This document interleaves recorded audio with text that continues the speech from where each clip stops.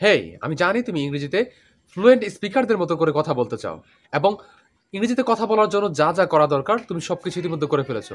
But still you can't speak in English. But don't lose your hope.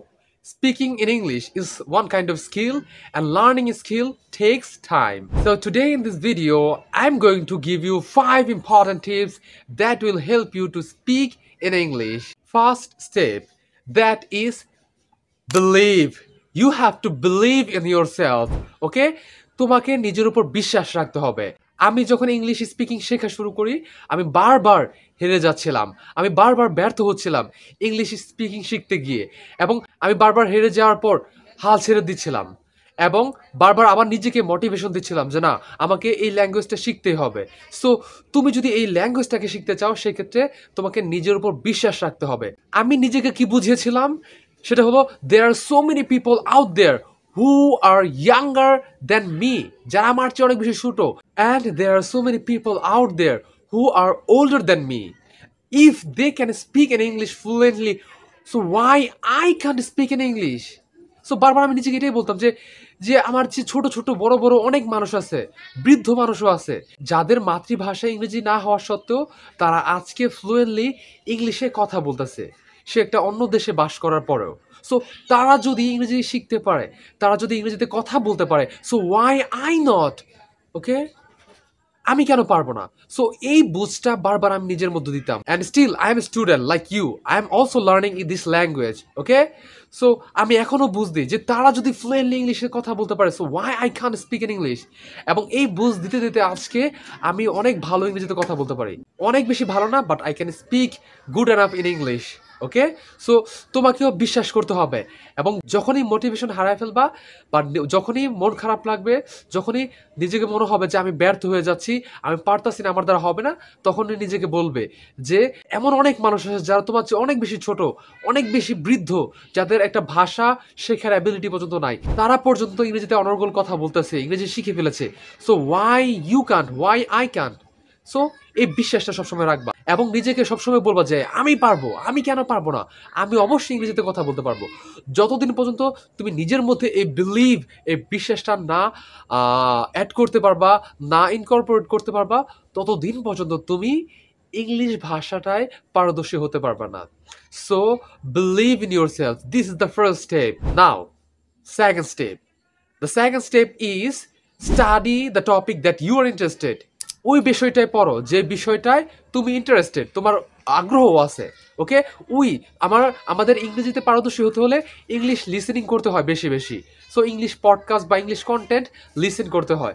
So তুমি ওই বিষয়গুলো সবসময় listen করবা বা পড়বা যে বিষয়ে তুমি আগ্রহ প্রকাশ করো বা যে বিষয়ে তোমার আগ্রহ আছে।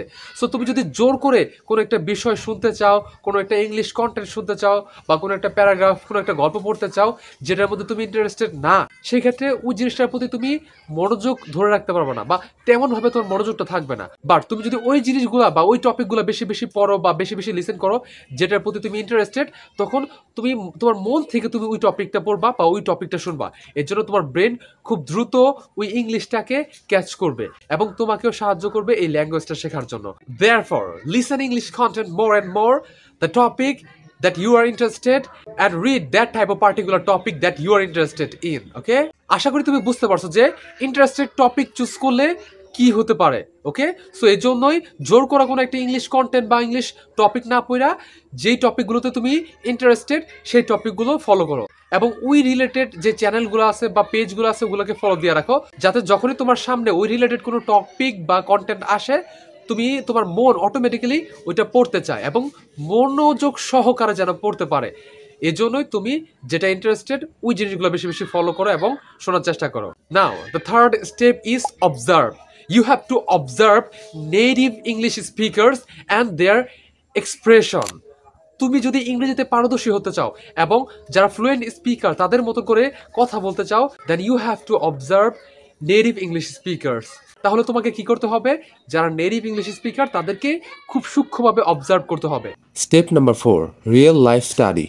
রিয়েল লাইফ স্টাডি বলতে কি বোঝায়? সেটা হলো তুমি যা করতেছো, তোমার আশেপাশে যা হচ্ছে সেটাকে ইংরেজিতে কল্পনা করো এবং তুমি যা করতেছো নিজে নিজে সেটাকেও তুমি ইংরেজিতে বলার চেষ্টা করো।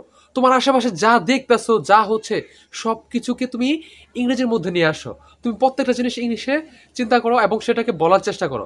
Because if you don't speak in English regularly, you can't master this language.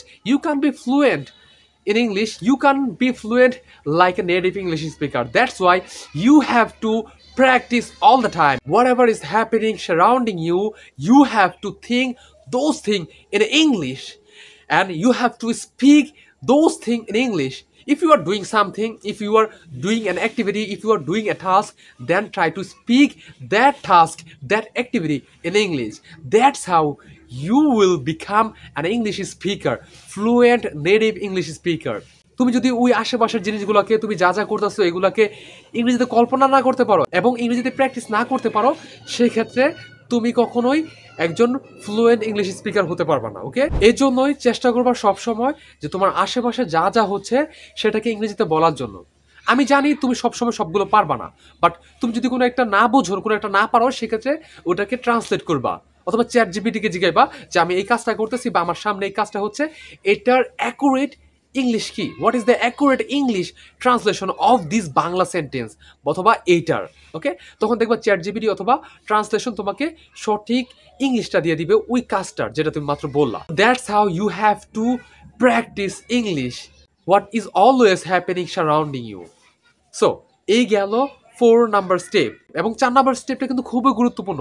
আমার যে বর্তমানে ফ্লুয়েন্সিটা, এই ফ্লুয়েন্সি অর্জনের একটা কারণ কিন্তু এই যে আমার যে সারাউন্ডিং বা চারপাশের যে জিনিসগুলো হচ্ছিল, আমি যে যে কাজগুলো করতেছিলাম বা আমি যা যা দেখতেছিলাম সেগুলোকে ইংরেজিতে সবসময় বলার চেষ্টা করতাম। So that's how I learn English speaking. So তোমাকেও এই জিনিসটাই করতে হবে। Now step number 5। Step number 5 is try to incorporate or try to use those words that you have noted down on your notebook or on your mobile phone.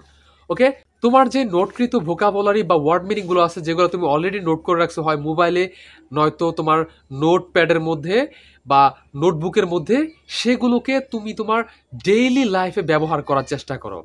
এবং সেগুলোকে যদি তুমি তোমার ডেইলি লাইফে ব্যবহার না করো তাহলে তুমি কখনো ইংলিশ স্পিকিংয়ে পারদর্শী হতে পারবে না, কখনো ইংলিশ স্পিকিংয়ে ভালো হতে পারবে না। ওকে, সো যদি তুমি নেটিভ ইংলিশ স্পিকারদের মতন করে কথা বলতে চাও, সেই ক্ষেত্রে তোমাকে নতুন নতুন শব্দ দিয়ে বাক্য তৈরি করতে হবে এবং সেগুলোকে প্র্যাকটিস করতে হবে। সো একটা জাপানিজ রাইটার বলে যে তুমি যদি কোনো একটা শব্দ রেগুলার লাইফে ব্যবহার করতে চাও এবং ওইটাতে অভ্যস্ত হতে চাও, সেক্ষেত্রে নতুন একটা ওয়ার্ডকে তোমাকে 32 বার বা 32 বার ওটাকে তোমার ডেইলি লাইফে ব্যবহার করা লাগবে। সেক্ষেত্রে সেটা অটোমেটিক্যালি তোমার ব্রেনের মধ্যে সেট হয়ে যাবে অ্যাজ এ নর্মাল অথবা জেনারেল ওয়ার্ড হিসেবে। বুঝতে পারছো?